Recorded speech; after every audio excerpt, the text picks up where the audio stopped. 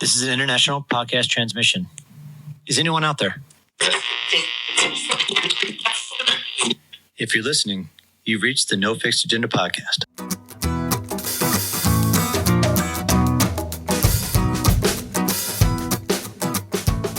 Well, hello, everybody, and welcome to No Fixed Agenda. I'm your host, Jeff Stoner. Thank you for taking another journey across the podcast airways with us today as we talk to our friend, Richard Barrett. All right, I can't keep talking like that. Our guest today is Richard Barrett from Kambo Healing. I've known Ricky for about 6 years now, and he's a very dear and close friend to me. And so to have him come in and share his story and have him open up to our listeners was unbelievable. He's talking about psychedelics and the ayahuasca process more than anything else in the show.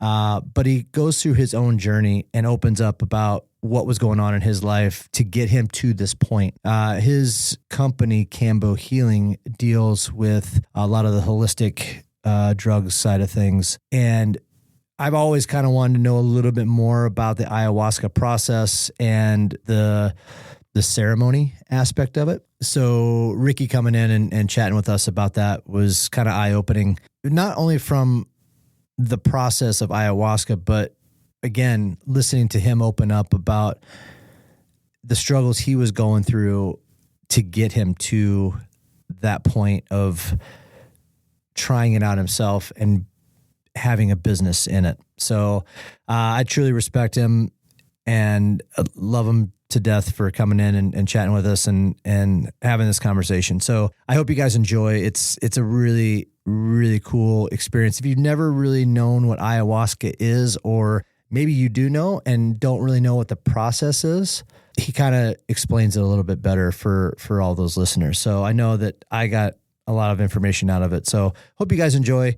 Thank you and welcome to No Fixed Agenda, Richard Barrett. This is No Fixed Agenda, brought to you by Bubs Natural. Their mission statement is simple: live better, live longer. Bubs helps fuel people to reach their maximum human potential through supplements sourced from nature's highest quality ingredients, while giving 10% of all proceeds back to charity. Learn more about their NSF sports certified collagen peptides and electrolyte drink mix at bubsnaturals.com.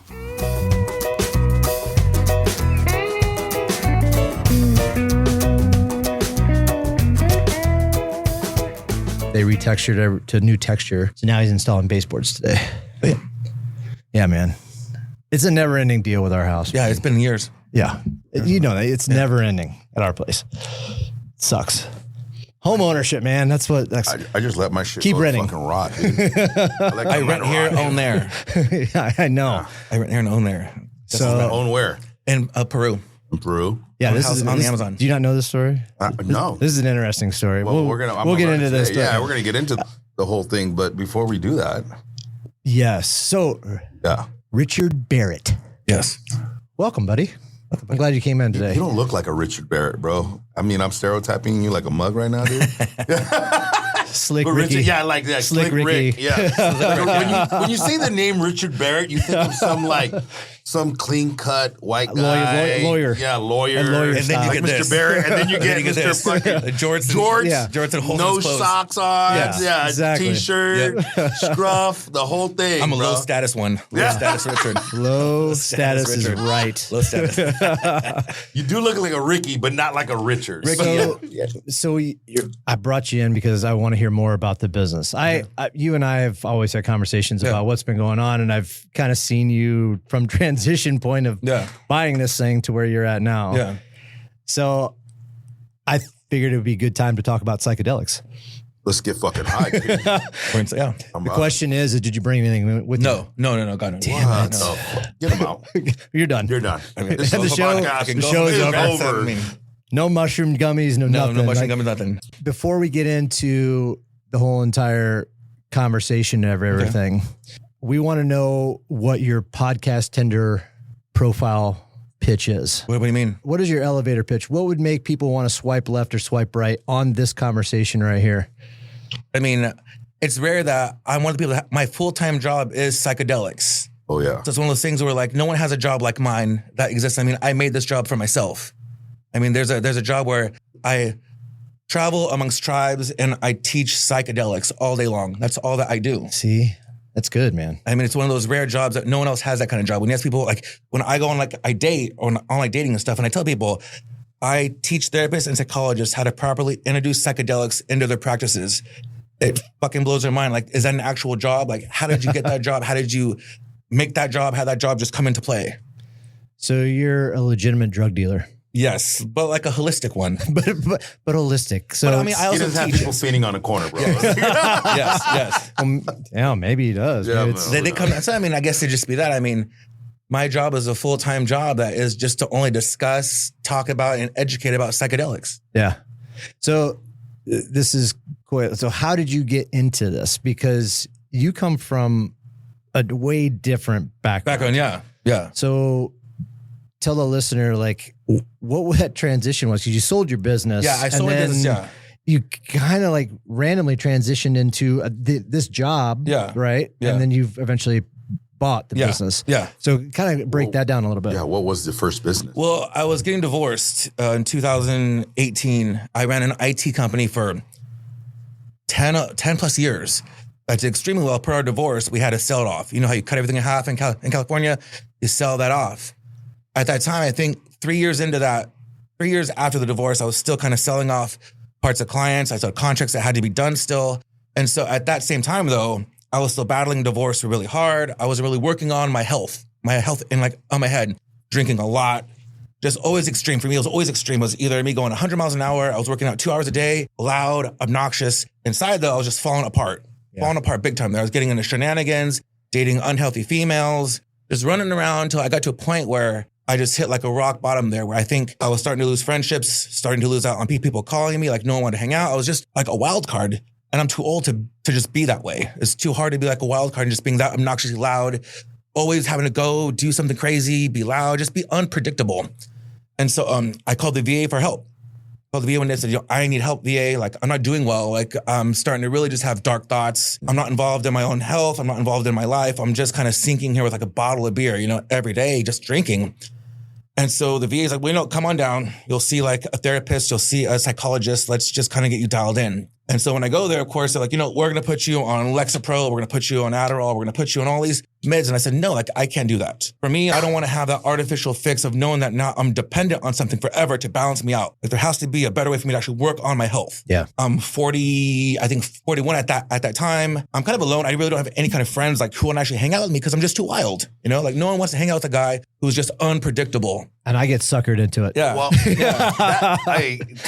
like piggyback off the statement, I mean, we met, I think, it was back in M-Rock days too, Yeah. right? And the same thing, were you like back in that time where you were Yeah, going through I was, yeah. You were knee deep in it, I was right? knee deep in it. I was knee deep in it. Like really, I would work out religiously every day, then go home and just fucking drink cases and cases, go out to the bars, meet unsavory females, running around doing bad things, then come home. And that was my fix again, like working out nonstop. But it wasn't solving any of those problems. Like I needed to work on my mental health big time. And that became a really huge thing where I'm like, okay, well, if I want to get through life, if I want to like rebuild friendships, rebuild my reputation, kind of rebuild who I am, I need to actually start from scratch and like be honest. Because I was just lying to everyone. I mean, I lied religiously about, oh, you're cool, I'm great, I'm solid, but I was not. Yeah. I was just really down and out lying my ass off. Yeah.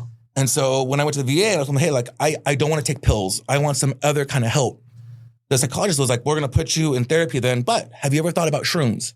Oh, Have you ever thought about maybe taking shrooms? I was like, I don't know how to get shrooms. And like, I'll have to make some calls, I guess. You met a lot of unsavory people in your heyday, bro.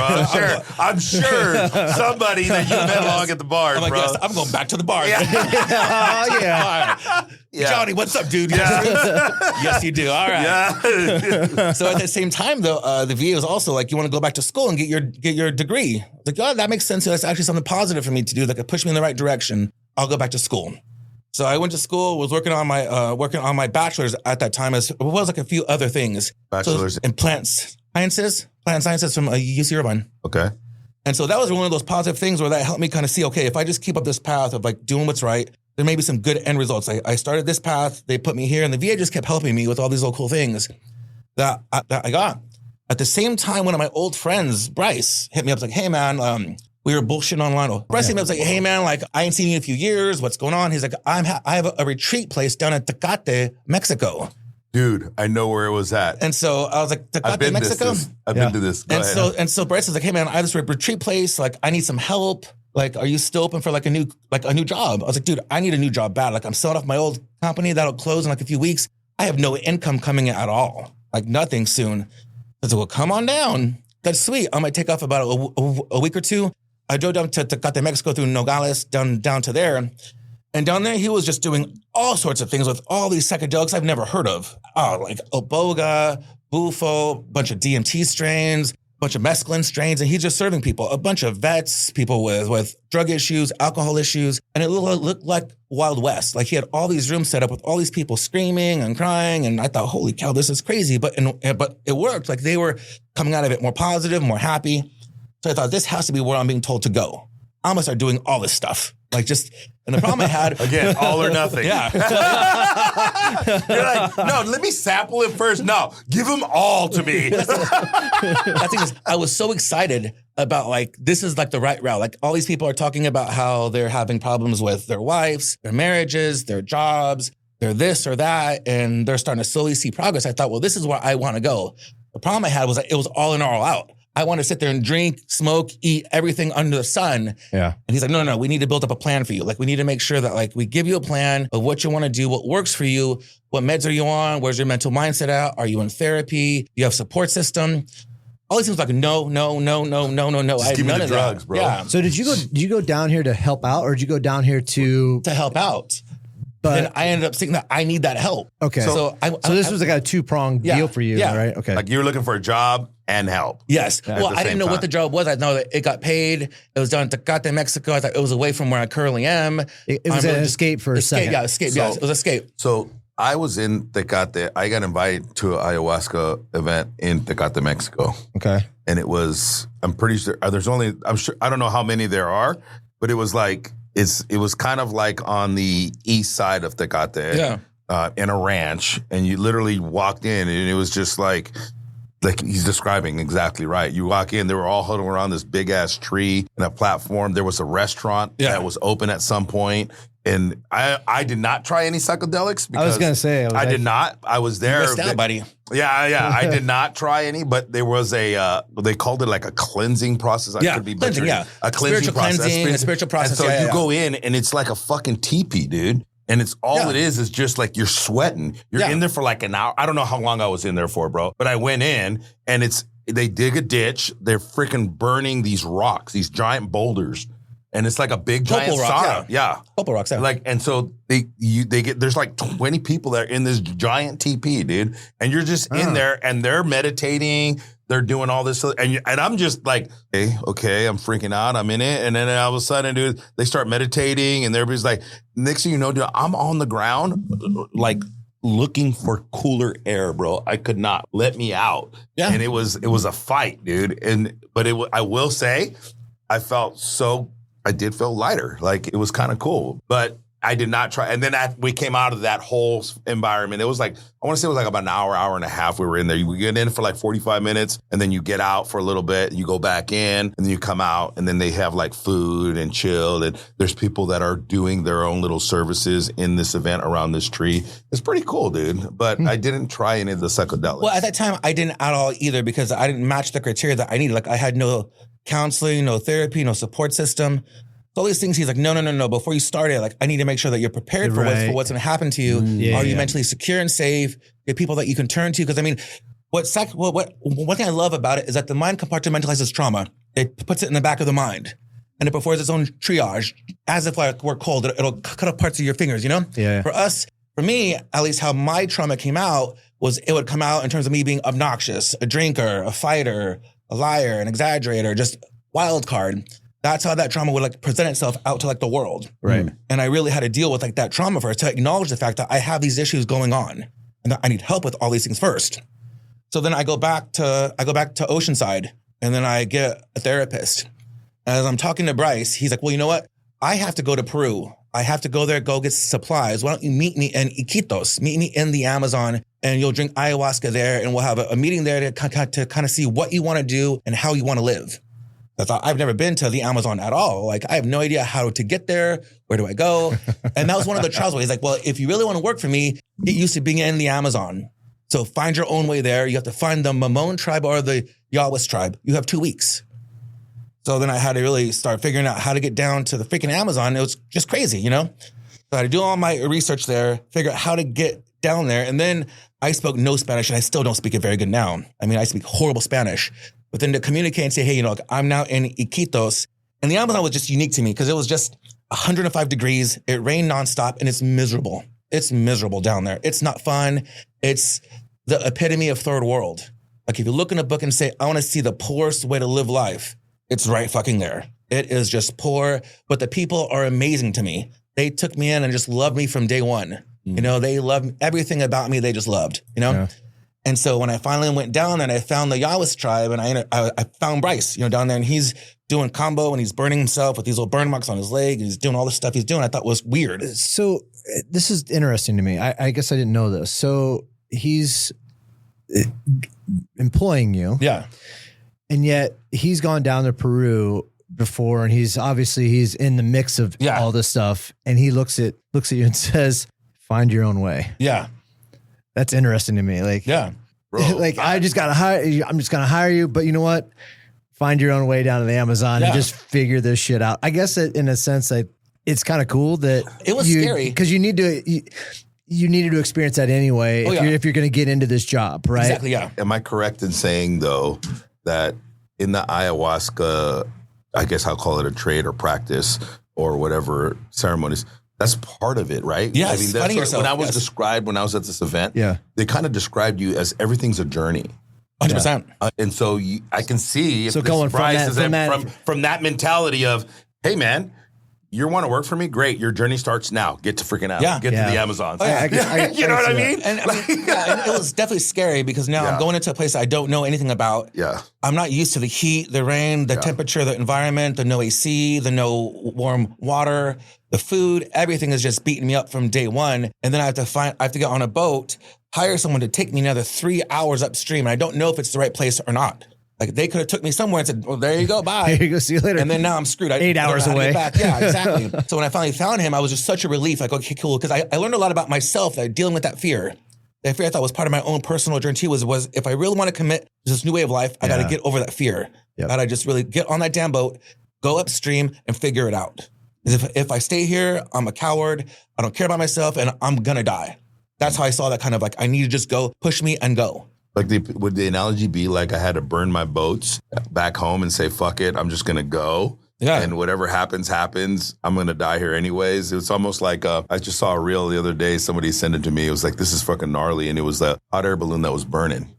Oh, yeah, right? I saw that. Yeah. And so the hot air balloon, yeah, they're burning, right? And you could see people jumping off. Fuck that. The choices they had. Yeah. Like, it's like either I fucking stay here and die and burn, or I just die instantly by jumping, right? Yeah, exactly. So this is like the analogy to that. Like, I'm already fucking burning, dude. Exactly, the building's already fucking, the walls are falling. I got to fucking jump. Yeah. What's the worst thing that's going to happen? I die quick? Yeah. Exactly. But then when I got there, it was a huge culture shock because I'm American. I was a corpsman. I was in Navy. So, of course, I have that. I'm American. I'm right. America's the best country in the world. How long were you in the Navy for? 8 years. 8 years. Yeah. So then when I get down there, of course, I have the American mentality of I'm right, you're wrong. If it's right in America, it's right everywhere in like the world. Right. So when I go there and I see all these little kids and I see everyone and they have these little bowls all over the village there, you know? All the villages have these little bowls everywhere. And these kids have spoons.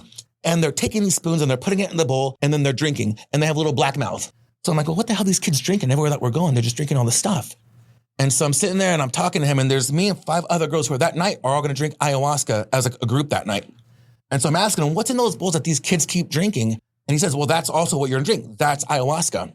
And it freaks me out. Like, these little kids are drinking fucking ayahuasca. How old are they? 3, 4, 5 years old, literally walking around. Boop, boop, boop, fucking ayahuasca? Yeah, they're drinking ayahuasca, yeah. Dude. It freaked me out. I was like, oh my God, this is child abuse. This is fucking child abuse. They're killing kids. They're fucking killing kids. No way, man. I can't do it, dude. I can't do it. You know, so sitting there, I'm like, dude, calm down, Richard. This is like, you're not in America anymore. Like, stop thinking like an American. You're amongst tribes. Start thinking like you're in the tribes now. You're not in Kansas anymore. And that really was like, that was like a new check to, okay, I'm actually in like a new career path. This is my new way of life. I need to just actually go with that flow. Like, if they're drinking it here, it must work because they're still alive. You know, so how long they're going to be alive for, we don't know. Yeah, exactly.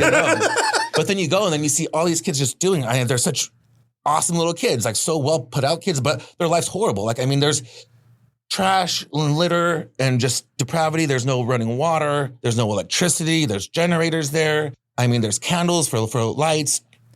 There's no sewage. So it just kept reality checking me like, oh my God, is this what I want to do with my life? Like, do I really want to be here? I like a toilet, I like sinks and showers, and there's none of that there at all. Yeah. So it was a hard pill for like that day to really walk around and go, oh my God, like if I take on this career path, this is really going to change everything about me. Like it's really going to put me in a place where I'm so uncomfortable, like I don't know if I would want to do this or not. And so that night, we sat there and it's me and there's 5 other females I don't know at all. I don't know any of them at all. There's 2 teachers. There's a girl who's like a single mom who's getting divorced. And they all have their own traumas. Are they from there? Or are they from? No, they're tourists who came down. Too. Yeah, they're from the United States. Yeah, probably. they're from the United States. Yeah. And so that night we all kind of sit and greet each other and hi, I'm Richard and here I am, blah, blah, blah. But you get to see that they're all dealing with their own traumas. Yeah. That they're all down there for that. They're there to drink the ayahuasca, to deal with that trauma, to either get it out in the open, to talk about it and like be okay with it, or to really find some kind of resolution to figure out what to do next in life. And so it let me believe that I'm actually in the right spot. That like, okay, like they're here dealing with their own trauma. Like there was a teacher who, bless her heart, she hates kids. And she's like, I got 3-4 years left to get my full retirement. I just can't stand kids anymore. And I'm here to drink, to deal with that trauma of kids. I've been hit as a teacher. I've been hit. I've been kicked. I've been punched. All that there. She's there to deal with that. There's a girl getting divorced who's like, hey, you know what? Me and my husband, we've been together for 25 years. I'm unhappy in marriage. I'm here today to see if I'm supposed to get divorced or not. So as we're kind of sharing all of our trauma, for me, like they come to me and I'm like, guys, I'm just fucked up. Like literally, I have everything wrong with me in the world. I was like, I don't have a single friend I can count on. I burned every bridge that I could possibly burn. I'm an alcoholic right now. I hate myself. And it's just like this one humbling laundry list of like, when I say it out loud, I was like, fuck, I'm just a bad person. Like I'm a really not good fucking person. And saying it that way and really owning up to it was part of that process. When you said that, you said it out loud to, I guess it would be a group of your peers. Yeah. What was the thought in your head? It made me cry. Because it's like really owning up to the fact that you're not the person that you want to be or that you thought that you could be. And just when you realize that you're a huge disappointment to yourself, also makes it just even more like, ugh, like it just made me just embarrassed to say those words. And it made me put my head down in shame because I didn't want to see me stare at them and me see that shame. Yeah. I have a similar thing happened to me when I was in rehab, right? When I came to the realization that all my whole life I hated my parents. My parents were fucking shits because I was raised. Yeah. But then I turned around and I looked at myself in the mirror and had to do the same thing that you just did, right? And you come to the realization, I'm in rehab. I hated my parents because they were addicts. Yeah. And I'm like, man. And I came to the realization, like, I'm no better than my parents. Yeah. And it was like the self-reflection of it. But when I did that, it was almost like a burden that I was carrying so freaking hard. Like the persona that I was trying to portray to my family, to my children. That weight. It's a fucking weight. Yes, it is. It is. It is so heavy, man. But then that pride and the ego, all that plays a part in being like a man and not being able to be vulnerable to say, I'm fucking losing it. I'm fucking going down south. I need help. And that was the hardest part for me. But that's what I love about what ayahuasca did. Like that night when I drank it that night, I had never felt such relief to just be able to be ashamed of myself. Just be like, fuck, Richard, like you're going through it, man. But I was so happy I was there because it took all that trauma that's in the back of my mind that stores it there, that just keeps it back there. And it brings it right to the front of your face where you're forced to deal with all of it, where you can no longer hide it. You can't push it aside. You can't say, no, I don't want to deal with it. It's right there in your mind and it's a slow burn. You have that whole time displacement where for you, it's only 8 hours, but in your mind, with your eyes closed, it's 3, 4, 5, 10 days, of you just in your mind, talking out that stuff and really dealing with the issues and being okay with it and accepting it and being able to move on with it and say, you know what, I know it's there, but it no longer controls me. It no longer affects me and I forgive myself and I'm going to move on. And that's one thing I love what ayahuasca did for me. And I was like, I'm hooked. I did it, I think every other day for like a week. And it was times where it'd be a great conversation to myself. I would talk to my mom who's now dead. I would forgive her for what she did to me. I'd talk to my dad who's passed away and I'd be able to forgive him. We'd have these intimate talks where I get to express all this hate, disappointment, sadness that made me this bad person that was controlling me for so long. I could finally just let it go. So would you say you were a bad person or you were just lost? Yeah, I was gonna say. I'd say, I mean, I felt like you were like, I felt like you probably were more lost than you were. I don't ever think you were a bad person. I don't either. I think you were just lost in what you were trying to figure out in life. yeah, I mean, there's a lot. I mean, I was definitely lost. And honestly, Ricky, from all of your friends, I don't think anybody felt that you were a bad person. I think people could see that you were probably lost in some of the ways struggling, in the decisions you were making. Oh yeah, 100%. But nobody ever really thought that you were a bad person. Okay, well, I agree with right. that. Yeah. I feel that Des and I would always have some conversations about, hey, we're a little bit worried. You know, he made this decision and he did this. And so I don't think you were ever a bad person. It was probably one of those things where you were honestly just lost. And it stems from, the divorce and everything, right? Like, and trying to figure that shit out and some of the issues growing up and everything else. Well, I mean, but it taught me a lot. The mind, now that it's a career path now and I studied all day, I've learned a lot about the mind and how the mind just compartmentalizes trauma and how it takes it out on itself. And if you don't deal with that trauma, it builds it up. And when it does unleashes it in the most self-destructive ways. And that's what I really look back at those years when I say, okay, like I had my divorce and then dealing with the separation, but also me not really owning up to how bad it was, me not wanting to, my pride and my ego got in the way of me really dealing with those problems. And I got to see how that hubris really just slowly start eating at me. And then I would take it out on myself through just a kaleidoscope of just shit. Yeah. Yeah. I have a question for you when it comes to like this. So much to unpack right down there, like everything you just shared. I'm learning a different side of you, Ricky, that I did not ever think I was ever going to know about you. That's the truth. Yeah.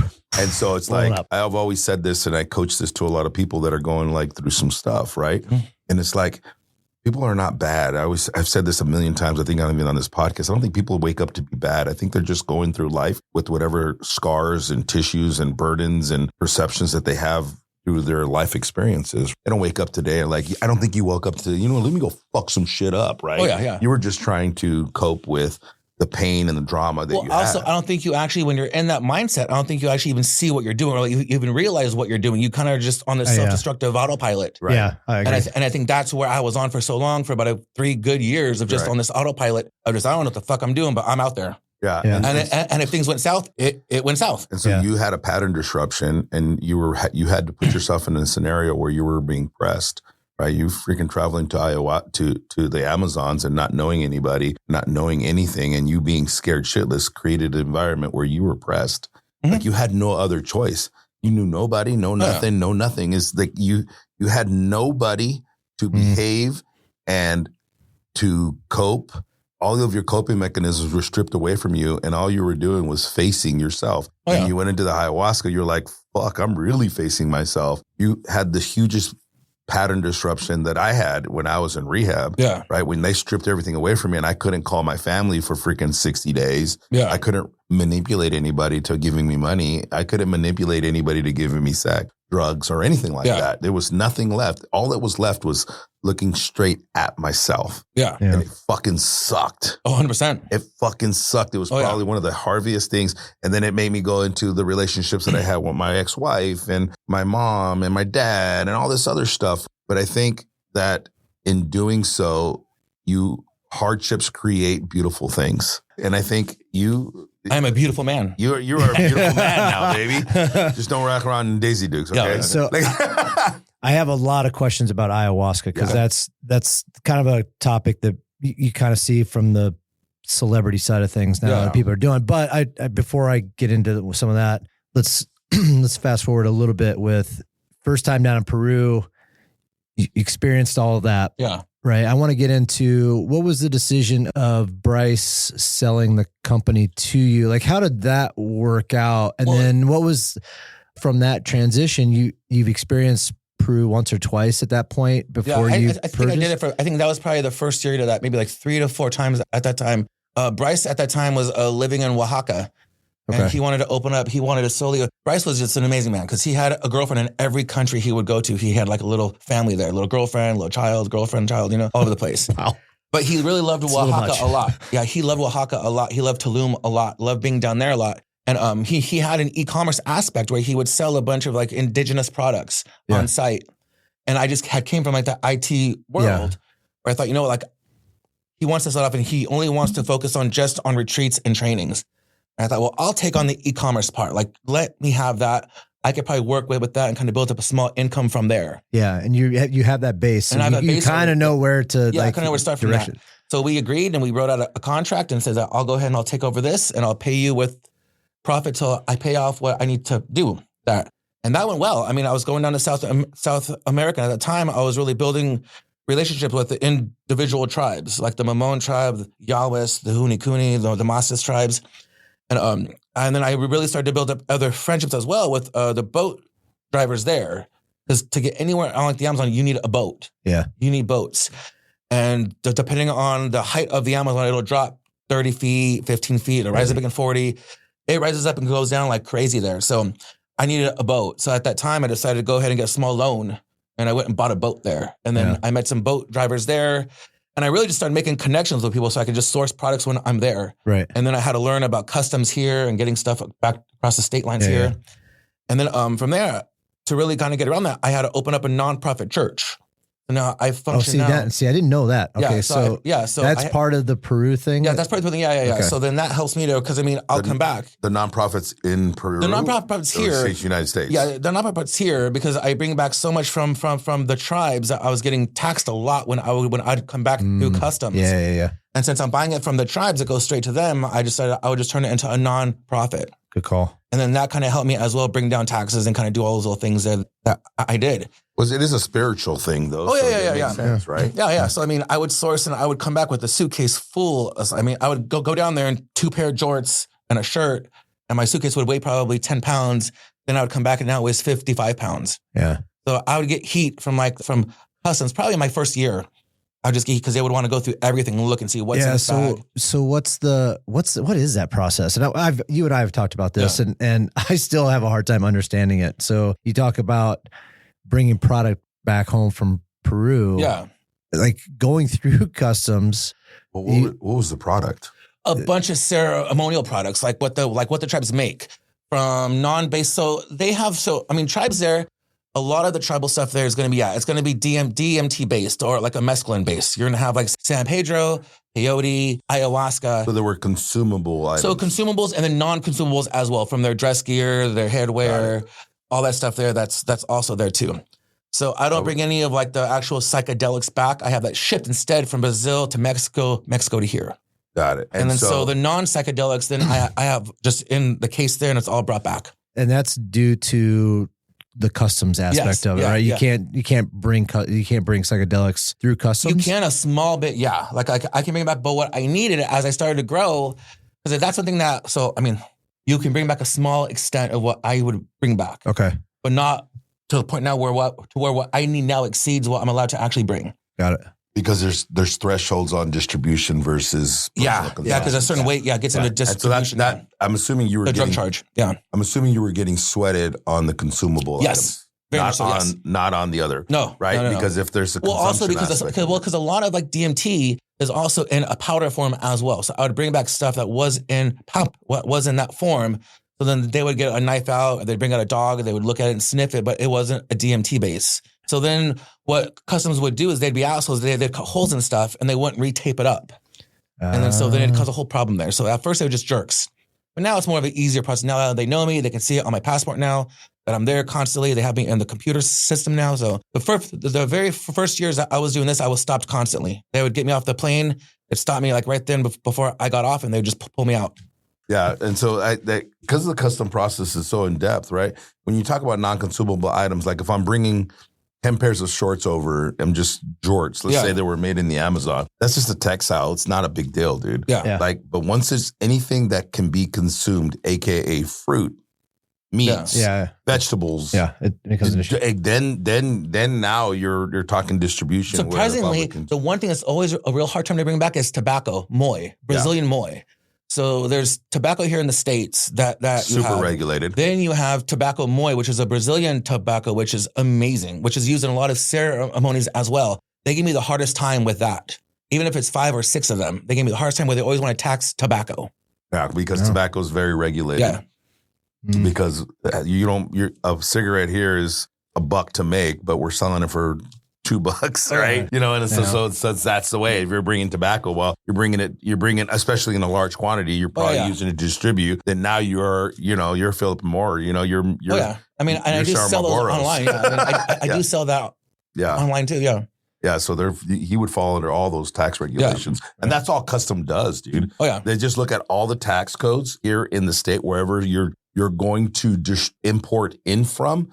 It's not the shipping company or the exporting company. It's the company or the country that you're bringing it into, or the city ordinance that particular product falls into the whole process, and that's why they were sweating them so much. Yeah. So you've gone through all of that stuff. Now you go down because now you go down there twice a year. I go there 4 times a year now. 4 times a year. Yeah. Wow. Yeah. Man. I'll go again September 5th, and then I'll go again probably Christmas time. So how much are you shipping in from there? Usually it just depends. I mean, as I've grown over the years, the more I sell, the more that I need to go down there. You know, I mean, since I do trainings here, teachings here, I operate as a one-man show. Yeah. So my days are slammed. Yeah. So I mean, I pretty much will spend my days with Peru and Brazil on like phone, trying to talk to them via text. Saying, hey, I need this done, and that done as well. Well, one thing I am doing is I'm starting up a tour-based company down there as well. So that's one of the goals that I started this year, was to take people on more, I think, the tours that folks actually want to do. Like a spiritual tour type of thing? Or just to go see the Amazon? The boats down there are really decrepit. The areas aren't really nice. Got it. And so since I've gone there so much, I'm like, well, if I was coming down here, I'd want to see these things. Got it. So I'm working with my employees down there now to start up a new tour company then. So I have that plan too. So let's talk about ayahuasca just for a little bit. It's one of my favorites. So we had Caesar in here, and he now does a lot of the breath work, and he talked about doing ayahuasca and stuff as well. So we've had slight conversations about this. So I know it's kind of a trendy thing, like I had mentioned before, and you hear celebrities talk about this sometimes. Anybody who is unfamiliar with ayahuasca, they've heard the term. Yeah. They hear what it is, but they don't really understand what it is. Mm-hmm. Break that down just a little bit, and what it is as a product, and then what people experience when they go through it. Because you as you said, you do this as well. You put on the actual ayahuasca journey itself, or a ceremony. So ayahuasca is a form of DMT. There's primarily 3 forms of DMT that exist in plants and in toads. So toads. What is a DMT? Dimethyltryptamine. Oh. Ayahuasca contains what's called 5-methoxy-dimethyltryptamine. It's what allows it to pass what's called the BBB, the blood-brain barrier, in your mind. The human mind also, in the pineal gland, produces light amounts of DMT during like pain. You ever break your arm, you get hurt really bad, the pineal gland will then produce also DMT as well. Oh. Or to reduce the pain. To reduce the pain, to put you like a trance. Yeah. But DMT, in terms of ayahuasca, comes from 2 things. You have what's called the capi plant, which is a root that grows upward from a tree branch down into the ground. That capi contains what's called MAOI. The MAOI stops the body's metabolization of the actual charcuterie plant, which is the DMT in the body. Okay. So your body tries to actually metabolize it as quickly as it can. It won't allow it to absorb into your gut. When DMT gets into your gut is when it produces the actual psychedelic explosion that you have, that slow burning process. During ceremony, typically like your friend does, he does like the breath work and stuff. The goal is to go into it with the right frame of mind. You know, I believe hugely that the way in which you drink is going to affect how that ceremony goes. That's not always the case. All right. With ayahuasca, typically it's going to show you what it wants to show you. The slower burn there. Like for me, my last experience that I had, I was really excited. I really wanted to have a really fun time. I wanted to giggle and laugh and kind of rejoice and be thankful for this life that I've built now. That was my whole intention of like, I feel like I've succeeded in life now. I've kind of worked on a lot of issues that I've had. This company's going great. And I really wanted to have an experience that was just more of a thankful, more grateful, more gratuitous ceremony there. And that's how I drank that. So when I get that cup, typically you'll get a cup and it'll be maybe about 2 ounces. Because you'll mix the capi, the charcuterie, and a whole ceremony there. You cook it, stir it, and then from there you drink it. Typically a half hour after that, if you're not feeling any effects of it, you'll drink one more cup. So part of the process is that purging process. Since that moy actually affects your body, it's the MOA, it's the cappy that gives you those knots that makes you want to throw up. So when you typically when you start to throw up, that's when the ceremony actually starts. That's when the ayahuasca usually kicks in. Because now it's absorbed into your gut, and now your gut's trying to release that moy from your body, so it wants to expel it from your body. So it's trying to expel it either through urine or vomit. No, through vomit. Through vomit. Yeah. Wow. You are gonna puke. It's part of that process. It's part of a spiritual purging as well. They're gonna purge your body as well as purge your soul and mind. Got it. So when people go into this, like you said, you were going in more of a fun, like excited, like mentality. Like when people go out and do this, typically, what kind of mental state would you want them to be in? Well, that's the thing. I mean, why do you want to do it? I mean, that's always the questions I ask is what is your intention here? So the way that I teach is called PSI, preparation, session, integration. So I teach it off a PSI modality of how are you prepared? And part of that preparation is why do you want to do this? Right. What are you hoping to actually get out of this? Do you have all that thing in place? Like, are you trying to conquer a trauma? Are you in therapy now to talk about these things that you want to approach while you're there? Right. So it's one of those things where you don't really want people to do it just to do it. No, because I mean, the mind is fragile. And so since this process if you're not prepared for even on a smaller scale, they're prepared to deal with yourself. Okay. You may not like what you see there. I mean, we're our own worst enemies. Yes. When it comes to how we judge ourselves there. Yeah. When you kind of take away those blockades we have in place that protect us, that's what ayahuasca does, is it removes those barriers that we put in place to keep us safe from ourselves.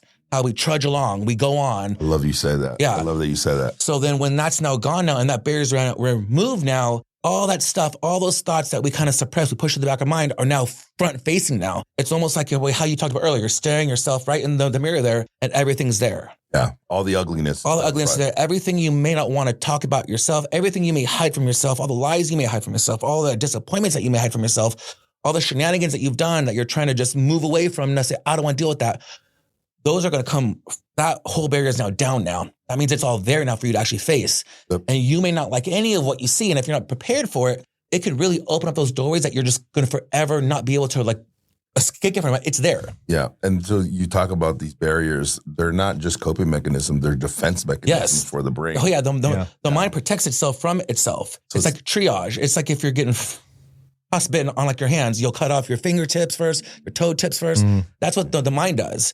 It protects itself from itself. So it's going to push all this stuff out of the way there. Because it's constant calculating. We talked this in just nutritional behavior, right? It's constantly calculating what it thinks it needs all the time, and it's protecting you, trying to protect you from any due stress. So when we talk about this kind of things of pattern disruption, stuff like that, you're literally your brain goes, okay, this is what's safe. This is what's safe. This is what's safe. It's equated to when we went up to the tallest building, the observatory. Oh, right. Yeah. And we're sitting there, we're going through it. And I'm like, this is not safe. This is not safe. And what was happening in my brain, I felt my brain just kind of firing. Yeah. And I'm like leaning back and I'm like, this is scary. This is scary. And all it was is like they tilt you over the edge of a tall building. Oh yeah, 100%. All right. And so all of that, your brain is kind of going. And so if I would have just laid there for a little bit longer, I probably would have just curled up and my brain would have been like, okay, now this is safe now. Yeah. Right. And so the same thing happens when you have any kind of trauma or any kind of embarrassing or whatever. Your brain goes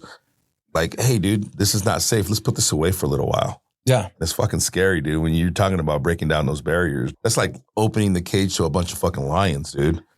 Yeah. And then the problem with that though is that once that page is now open, now you can't close it again. Those thoughts are there forever now. That's how ayahuasca works. Yeah, that's how ayahuasca is. Yeah, you can never hide. Like the mind will never be able to lock that away again. Wow. So you really have to be prepared to go into that journey to expect those things. So that's interesting because I not really knowing exactly, the mental aspect of it. I didn't really know if it was something where you see those visions and you just kind of forget about it after the fact. But this is something that you pretty much burning the cage down, bro. You burn it down, like you said. You've the toothpaste is out of the tube. Now you know exactly. You can't get it back in. Yeah. Right. No, wow. For example, my mom died when I was doing my degree. My mom died at the hospital of drug use. So she died in 2022. died.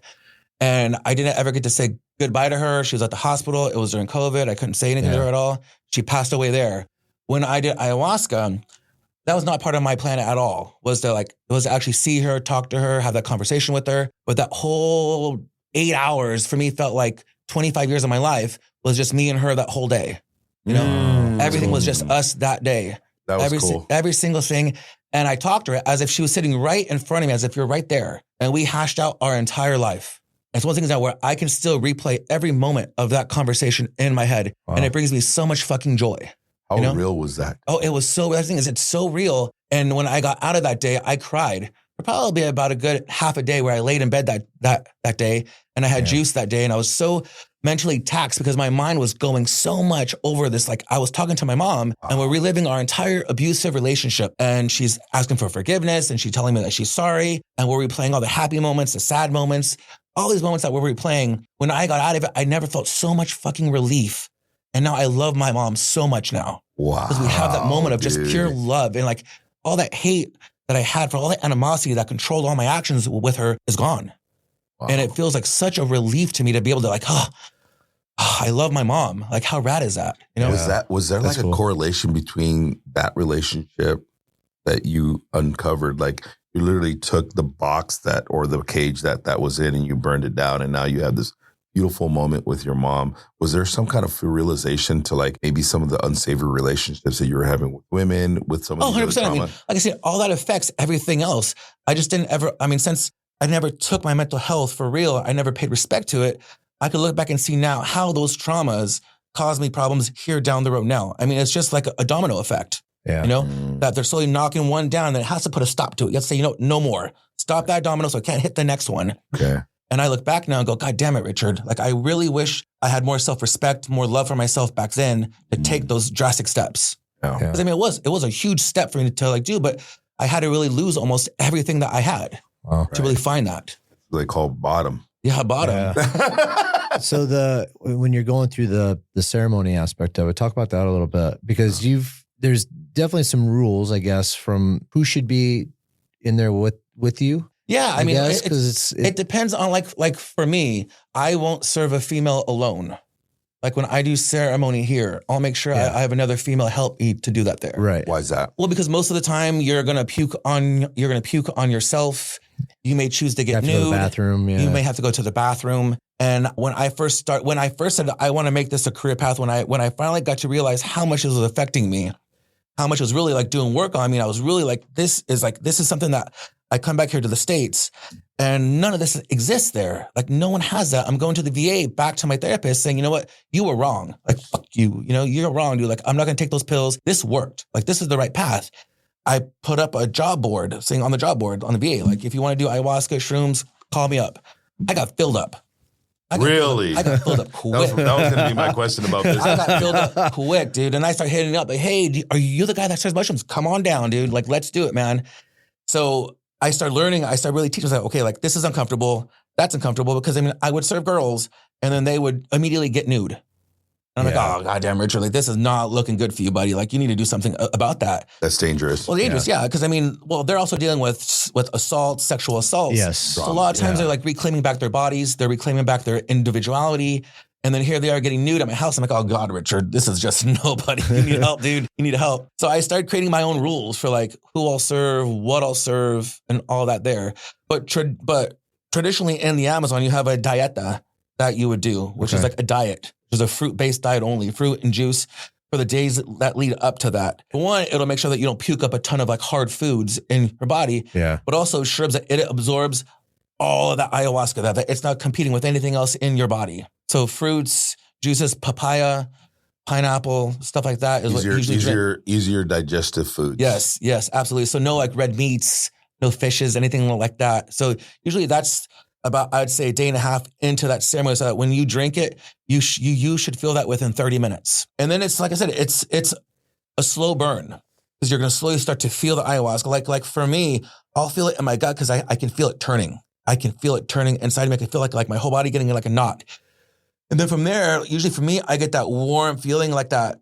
Like that warm over, like almost have like a warm blanket on me. Like I feel really warm and serene.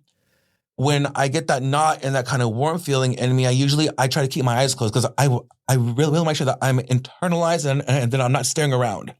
Because either you're by yourself or you're with maybe 4 or 5 other people in that space. So like the last time that I did it, it was me and it was 2 other people who were across. So I kept my eyes closed the entire time. And then my ayahuasca master will sing and he'll blow a pacho on you and he'll blow some smoke on top of your head. He'll blow some smoke to kind of just get all the spirits off you. And then usually for me, by that time, that smoke makes you just throw up too. I can't stand that smoke. I don't know why he chooses to do it. I fucking can't stand it, but I'll throw up, I'll turn around, I'll throw up. And then from there, for me, depending on the person, DMT, you're either gonna be the guy that sees fantastic colors. You're gonna open up your eyes and you're gonna see reds, blues, geometry, sacred geometry. You're gonna see a lot of things there. For me, I don't have any of that. For me, I feel everything. When I close my eyes, that's all I see. But if I open up my eyes there, I don't see anything. So for me, closing my eyes and just being in that is just, and I could feel everything from sound, vibration from when he sings, and he goes up and down when he sings, like his voice. I could feel that vibration on my skin, just like pressing me and touching me. Wow. I can feel all of that there. When he walks and when he blows smoke, I can feel the smoke and I can feel it just really calmly down my arm, down my hair, down my legs, and like pushing just everything bad off of me, slowly onto the ground. And so everyone has their own unique experience there. Like I said, the last time I really wanted to have a positive one, and it was horrendously bad. It sucked. I was so mad that it was bad. So the intention was to have a positive one. The intention was to have an awesome time and giggle and laugh. Why did it make it bad? Because like I said, I mean, it showed me what I needed to see. More work.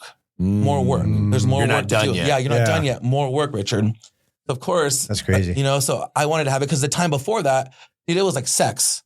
It was orgasmic. Like, I mean, I was just in love with myself, in love with life, and I was hugging myself and crying. And I just felt like such a fucking reward of like, you won, Richard, you won. Like, you're finally doing life right. What a fucking victory you have, And that's what I wanted. I wanted to have that feeling again, of just winning, Nothing feels, just to win feels great. Yeah. And this time I was like, no, man, like we have to have a talk, buddy. This is what I see you doing. You have this. This is still an issue for you. You need to conquer this. You need to go tell that person that you forgive them. You need to seek out forgiveness from that person. Like, you have a laundry list of things that you need to still do, buddy. To do, dude. Yeah. You got work to do, bro. Yeah. And so it was like, God you ain't damn done it. yet. Yeah. And so I remember just getting out of that, crying for hours. And what was strange, that was one of the first times that once again was so hard because I was with random strangers again, and I was vocalizing, almost like narrating to myself what was happening internally. So these people next to me got to hear all of my trauma and everything I was saying to myself, but I couldn't stop talking. Like, it wouldn't let me stop talking. So I was saying, Richard, you're not doing this right. I know I'm not doing that right. And I'm outlining all these conversations that I'm having to myself, but I can't stop saying them out loud. And so when I got done, of course, I felt really embarrassed. And now these 2 random strangers now heard all this trauma. All your dirty laundry. All my dirty laundry, but I couldn't stop it. And I was mad, like, shut the fuck up, Richard, shut up. But I couldn't stop talking. Yeah. Oh, yeah. Wow. Yeah. So, but as you're purging through these thoughts, man, I got so many questions. But how long does usually one ayahuasca session last? So for me, usually, like, we start it at 8:00 at night. We'll usually start in ceremony first. You always do ayahuasca at night. Always at night. Yeah, always at night. Okay. Yeah. And then it lasts for how long? And then it lasts usually, if I drink it at, let's say, 8:00, I should be purging by 8:45, 9:00. Purging meaning vomiting. Oh, throwing up, yes. Yes. Depending on the strength or what adulterants are in it. If it's just charcuterie and cappy, just those 2 mixed, depending on the strength of it, I should be out and not cognitive to be able to have a coherent conversation until about 5:00 in the morning. Oh, okay. Fuck. Wow. 8 to 5. Yeah. It's like a 9 hour. It's a 9 hour 8 to 9 hour gig. Yeah. Usually, because usually you're going to peak from about 12 to about 3:00. And that's when you're peaking hard. And so you're disrupting sleeping patterns, obviously, here too, as well. So when you come out of it and you're done with it, let's 5:00 in the morning, what's that sensation like? What do you... Well, DMT also is a psychotropic, so it's going to keep you up. Like, you're not going to go back to sleep. Like, you're not going to sleep. So usually for me, like, the next day I get up and my ayahuasca master will leave he'll leave the area, and then he'll go do his own thing, and then he'll let you just pretty much stay there as long as you want. The last time I went back to my room, and then I cried for like maybe about like a good hour and a half to 2 hours.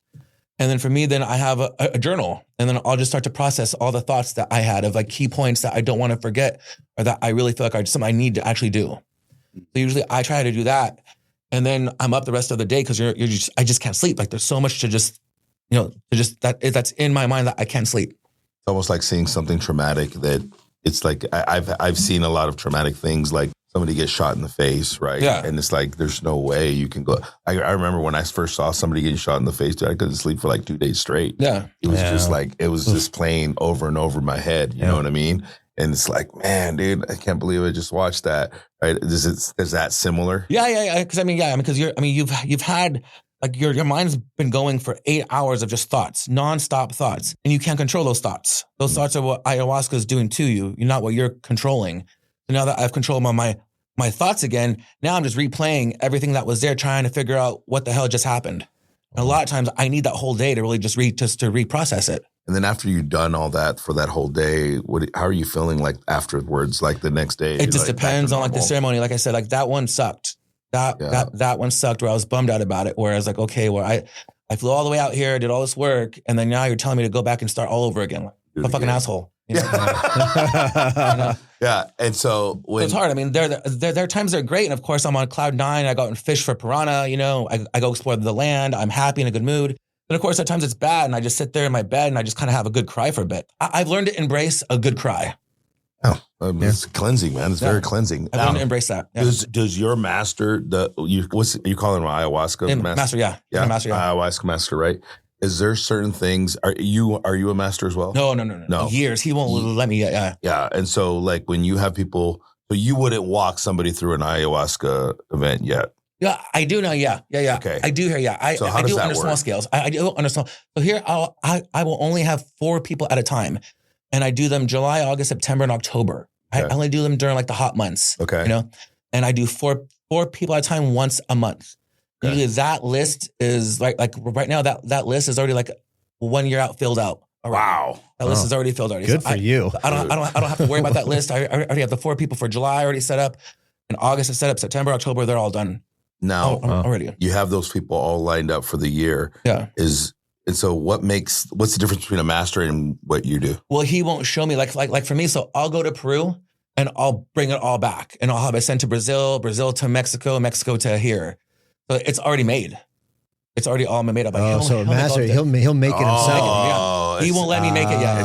It's about mixing the drink. Yeah, mixing the drink parts with the skill. It has nothing to do with him overseeing. Well, yeah, so funny. So the last time I was there, I had been behind his back. I've been trying to learn how to make like an ayahuasca tea, you know? Okay. So I brought back some cappy, some charcuterie. I had it sent to Brazil, to my house. This guy dropped it off for me. And I've been trying to figure out how to microdose it. I want to really figure out, that's a skill. I'm like, I want to figure out how to fucking do it. So behind his back, I've been trying for about a good year just to figure out how to microdose it, you know, because it's either all in or all out, you know? Yeah.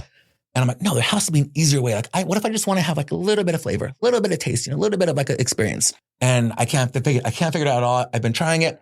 So I go back to Peru on my last trip, and this fucking guy has a goddamn ayahuasca tea thing for doing that exact thing. That, you know? I'm like, master, what's that? He's like, this is the microdose. I thought, well, that's what I've been trying to do. Like, no, it's just not time yet, buddy. It's not time for you yet. So I took some, put in my little pocket, and I brought some back to the States. Yeah. But he makes all of it, though. He makes all that. And then I'll have it sent back here to the States. So the categories, or I guess what you call titles of an ayahuasca. I'm definitely an apprentice. An apprentice. Yes. So it's like apprentice and a master, right? Yes. And it really has nothing to do with you overseeing the event. It has everything to do with the actual. Well, I think also conquering, like one thing I like about my master is that he's so comfortable being in that space. I'm still uncomfortable in that space. What do you mean by that? Like he, just the way he is around it, how he handles it, how he talks about it, when he drinks it, when he makes it. Like you can tell he has there's like a love there. There's like there's like an affection, there's a love, there's a caring for it. There's like a relationship there that exists that I still see that I can't really wrap my head around yet. Yeah. So when he makes it, it's like love. It's like poetry when he makes it. The singings, the songs, dance, the preparation, how he cuts it, how he talks to the plant before he even cuts it down. All these things are 30, 40 years of just experience that he has. Wow. For me, I still very much stare at it like fear. There's still fear when I have respect for it. For him, it's just part to him now, you know? Yeah. It's a part of him. Yeah, almost. it's part and parcel of who he is. For me, I steal with fear. I'm like, oh God, please don't let me go south today. Please don't let me go south. You know, for him, it's just, I'll see him drink it. There's nothing there, you know? Yeah. He's calm. He's just, he doesn't have those fears of. Yes. And I still fear the hell out of it. Yeah. You know? Because I know I respect it. I know that it's powerful. It's scary, Right. Is there an event or like you said, set the intentions? Like Jeff asked you, like, hey, what is the intention? Like, what's the outcome? First of all, do you interview these people before you? Oh yeah. There's a huge screening. Yeah. So part of my preparation is that screening form there. So that's one thing that I had to get around. For one, our meds. Contraindications are a huge thing for me now. So I've had to read a lot of journals, a lot of what Lexapro does to you, half-life of meds, your physical fitness as well. All those play a part in that too now. So I have to fill out a huge form. It's probably 4 pages long, but also do you have support system? Like, are you in therapy? Have you ever had psychotic breakdowns? Have you ever done this? Have you ever done that? And when's the last time you went to the doctors there? How often do you have sex? Are you divorced? Do you have a relationship with like your kids? I'm trying to figure out as much as I can in those forms to figure out if they're safe or not to actually serve. Wow. Because this is not for everyone at all. Got it. It's not for everyone at all. Yeah. And so let's say they get through all your screening process and the preparation, right? They come to you. If let's say I'm going to speak it for myself and I'm coming to you and I give you my intention. Let's just say I'm dealing with a sexual addiction. Yeah. Is there something in that preparation process, or if when you get somebody in your room to go, okay, here's my intention with this thing, are there intentions that you're like, fuck that, I'm not touching it? There was a guy, and there was a man that I did turn down last year that was referred to me by a cardiologist, and it's a MAP, minor attracted persons. What? Minor attracted persons, MAP, minor attracted persons. Oh, minors. Yeah. He was attracted to minors. To kids. Okay. Yeah. And that was, I couldn't wrap my head around that. That was one of those ones where I don't want to be around you. I'm sorry. I don't want to have those words said in here. I don't have that situation brought up. But he had MAPs. And I didn't actually know what that was when he first brought that to me. But the cardiologist referred him to me like, hey, I have a guy. He's a really good friend of mine. He has MAPs. And I was like, well, I'll go online and see what that is. And I couldn't find what MAPs was because it's not something that's really commonly used. Yeah. So when he finally went through the forms and he comes back to me and then he tells me that he's attracted to little kids, I was like, yeah, get the fuck out of here, dude. No, I just can't deal with that. I don't want, because usually a lot of what you're going to be dealing with will come out during that. You're going to, you're going to talk about it. I don't want to hear you talking about your addiction to kids. Yeah. So okay, something like that. Yeah. Right, that's interesting. Wow. Yeah, that's pretty cool, dude. Like, just to think about it from that perspective, it's that in depth. But I'm assuming you get a lot of people from the VA. Oh, a lot. Yeah, a lot. And so how many of them are dealing with? I do a lot. Well, shrooms are one of the ones where if you're from the VA and you're on meds, shrooms are great because they forgive so much. Shrooms are so forgiving, and they're the intro. What do you mean by forgiving? Well, because most like if you're on, let's say you're on a strong DMT like ayahuasca, there you can't mix that with other meds. Right. So one thing I've had to really pay attention to or learn about are contraindications. I've had to really go and actually study a bunch of books on what Lexapro does, Zoloft, Adderall, and learn about the half-life, what you can and can't mix with that, how long it stays in the body for.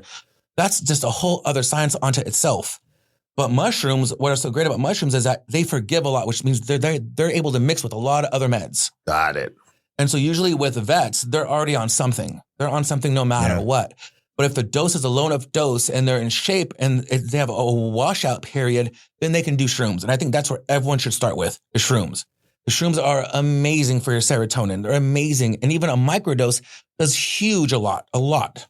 Yeah. And so how much of those people at VAs are dealing with like PTSD? A ton of them. Well, that's the problem that I had is that when I went to the VA and I told them I have all these problems, for them, their answer is pills. Because they don't know anything else. Yeah, they don't know anything else. That's Western medicine. Yeah, that's medicine, yeah. And so of course, like when I started doing this, I thought this is starting to help me out a lot. Like I'm seeing phenomenal changes in my personality, in my self-esteem, my self-respect, just how I'm kind of viewing the world. And I kind of feel like I'm getting this next chance, to be real me again, I was like, I want to offer this to everybody else. So I started talking to vets about it and I would fill up. So now I do paint and shroom groups now at my house now. Paint and shroom parties that I do. Explain this to me. So what I do is I have, do this. So what I do is now, and it's on my site, and I offer every other week. I'll get maybe sometimes 5 people, 15 people, 20 people, but I'll have a bunch of easels and painting boards and I'll do shrooms and I'll let them paint. And they'll just paint whatever they see there. Like we'll have a bunch of pictures on like the wall. Yeah. And they could just paint and they could do shrooms, low dose shrooms, and they could just kind of get out their stress and frustrations right then and there. and they could paint and they could do shrooms. For the audience, what is shrooms? What's the number one side effects? Like, what's the feeling that you feel? Well, if you're microdosing, that's the thing, that's the point of what microdosing is to where you have that serotonin change without the psychedelic trance. So what shrooms are great was they're great for anxiety and depression. Two best reasons why everyone should do shrooms. Anxiety and depression, boom, they're natural for that right there. Depending on the strain and the dose, you can do maybe like 100 milligram dose of shrooms every day. Like for me, I do 100 milligram dose in my coffee every day. And immediately, boom, I'm happy, peppy, good to go.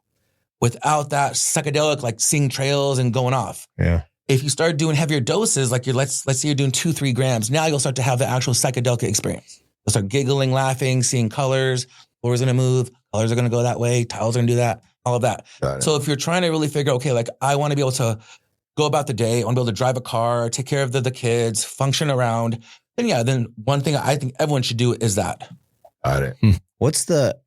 One of the things that I remember growing up and you're watching movies, it was always the Indian tribes, and you talk about peyote. Peyote, mescaline. That's a mescaline. So what's the difference? So what's the difference between peyote and ayahuasca? One is a cactus. Well, they're a cactus. So you have two cactus plants. One of them is going to be peyote, which you're actually going to eat the root of it. You're going to eat the actual plant of like that. It's a plant. But it gives you the same effects as ayahuasca, right? Yes. Well, yeah. Kind of, sort of, not exactly, but. Well, they're both psychedelics, yes. Okay. Yes. And then you have San Pedro, which is the other cactus. So there are two cactuses there that do the same thing. They're both mescaline base. Both of those are from tribes, yes. That's always interesting. I remember growing up and they'd always, in movies, peyote. The Indians are smoking peyote. Yeah. It's all peyote, right? Oh, yeah. And it's always in the teepees, like you said. It's strong too. Yeah, it's strong. It's strong. Is peyote... Is that here in the States too? Yeah. You can get that here in the States. That's easier to get. It takes 25 years for it to fully mature. Peyote? Peyote, yeah. How the hell do they keep it in stock, bro? Well, that's the thing. Right. Peyote in America is going extinct. Peyote in Peru is not going extinct. So the other one that grows faster, which is San Pedro, which is the other cactus, that one grows within like 1 to 2 years fully, and you can just take that one. So that one's now becoming more popular now. Interesting. But peyote takes 25 years for it to fully grow. So it's going extinct here now. But there are peyote farms that are starting up now where they're banned now, where you can't pull from those farms now. It takes 25 years for the peyote to fully mature so that you can actually take it. Yeah. So you can't use peyote when it's immature. Yeah, you can't, because you aren't going to get anything from it. I remember way back in my drug days, that ayahuasca was illegal at some point. It still is illegal in the States. Yeah. And it's one of those ones where it's such a gray area now. And even for me, as I kind of traverse this whole land now, it's one of those scary things where it's still a Schedule 1. So it's still a Schedule 1 drug. But if you go on Google, Facebook, Instagram, there's retreats everywhere, all over the States. You can pull up ayahuasca retreat in Wisconsin, Nevada, Idaho. Isn't that fucking funny? How that everywhere. shit is? It's like it's the same thing as like marijuana. Yeah, it's like marijuana's good here, but not. Take a look at shrooms now. I just bought shrooms the other day at the Oceanside Night Market. I bought shrooms. That's crazy. It's still against the law, but now it's there now too. Yeah. So it's one of those ones there where I can't get it shipped here because customs won't allow that here. It's illegal. It's funny. When I first began this before COVID, I just started this out, and Bryce had just got about 10 kilos of ayahuasca shipped before COVID. After COVID, when everyone went to alternative health, boom, that became the main thing there, and now you can't get it shipped in the States at all. So for me, I have to have it shipped to Brazil, to Mexico, and then brought across for me here. Wow. And so it's a whole process where it gets every hand that will touch that, it gets more and more expensive. Yeah, because of the cost. Yeah. It's wild, dude. I that's what I thought. It was like illegal. That's why they do it down at the Tecate. In Mexico, it's not illegal. Well, the thing is, it is illegal, but it's also everywhere in the States. I mean, you can literally pull up an ad right now on freaking Facebook, pull up ayahuasca retreat, and you'll get 30 of them here in like the States. Yeah, it's going to pull up on my Instagram here in a second. Yeah, I guarantee you. It'll pull up there for you. Folks are listening, bro. They're going to think we're all like, let's fucking go, baby. Look at all these ayahuasca. So it's one of those ones where I'm always still a little bit scared. Well, I'm like, okay, any day the feds are going to come storm down the doors and go, we want to see all your ayahuasca, you know? Yeah. Or just not. But so far, it's been 4 years. Right. Yeah, and it's fine, so. Wow. So, man. Dude, that's wild, dude. I think Jeff and I want to do some microdosing. Should. Yeah. Right? Let's do it. Do it, baby. Yeah. We'll plan a day where there's nothing on our fucking calendar, which is very rare. Well, that's the goal. I mean, that's the goal is to do a microdose without the psychedelic experience there. So you're doing little bits of amounts. Yeah. You're not doing nowhere near enough to actually be like, oh my God, I sit here. No? Yeah. No. So you're in the dark. Yeah, in the dark. Just podcast in the dark. Just podcasting in the. That's what we should do. All right, you're here first. Jeff and I and Ricky are gonna fucking after our fucking ayahuasca or microdose episode, baby. Oh God! Come on, man. Come on, dude. That's scary. No, you won't be able to talk. How many filler words would I put in? Yeah, filler words. Yeah. Yeah. How do people, dude? There's so much to go on with this kind of thing, but how you are 1 year out? You said on your schedule. Yeah, I'm 1 year out. Yeah, because I just do 4 at a time because I have to be able to control that space. Right.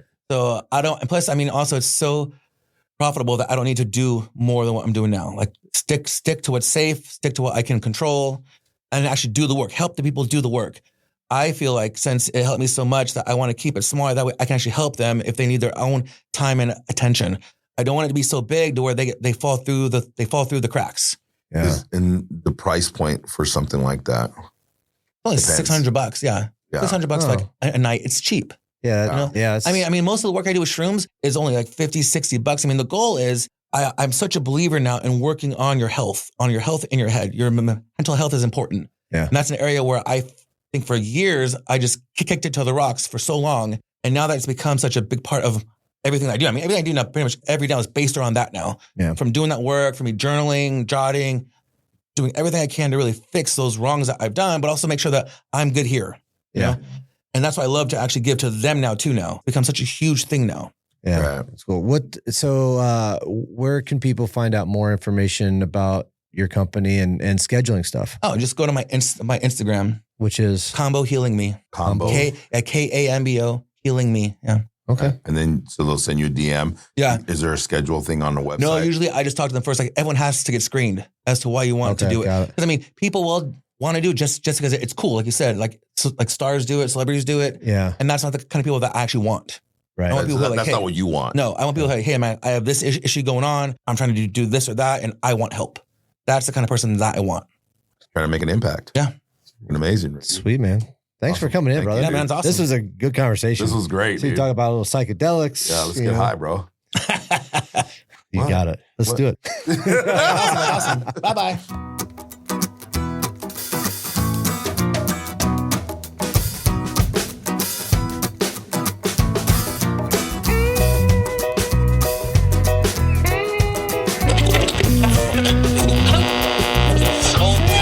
This has been an international podcast transmission of No Fixed Agenda presented by Bubs Naturals. Music was provided by the Poor Dirty Astronauts with lyrics written by Matt Meyer. You can rate, review, and subscribe to our podcast on Apple, Spotify, Amazon, or wherever you find your favorite podcast episodes. NFA, over and out.